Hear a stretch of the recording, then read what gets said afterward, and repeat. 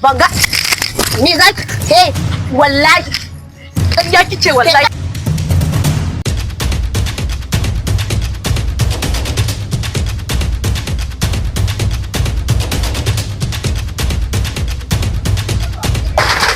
Salamu alaikum. Wai ina mutanen cikin gidan nan ne suna ina su fito, ina munafukan shegiya la'ananniya munafuka fito tsohon kwarto. Wace ce? Ban gane wace ce ba. Wannan wace ce? Wace ce? Wace ce baby? Baby? Wace ce? Au baby. Inna lillahi wa inna ilaihi raji'una baby. Gaskiya ne mace amana. Da wata shegiyar jallabiya ka sako jallabiya dukun ta shafa maka datti, na san irin kalar jikin da kake ita, in ka kwaso cuta ka shafan Allah ya tsine mu. Wuce mu tafi. Wuce, ina takalman ka?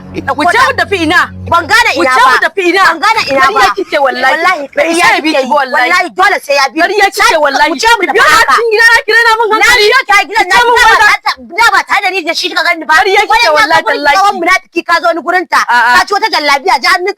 La ilaha, me kuka gama yi ma a ciki? Kamanya yi. Me muka gama yi kamanya? Babu komai, ban gane babu komai ba. Ku ce mu tafi. Ku ce ke. Banga. Ni zaki wallahi. Ƙarya kice wallahi tallahi. Wallahi ƙarya kice. Baka isa ka tashi a gidan nan ba. Wallahi baka isa ba. Tashi mu ce. Ƙarya kike. Wallahi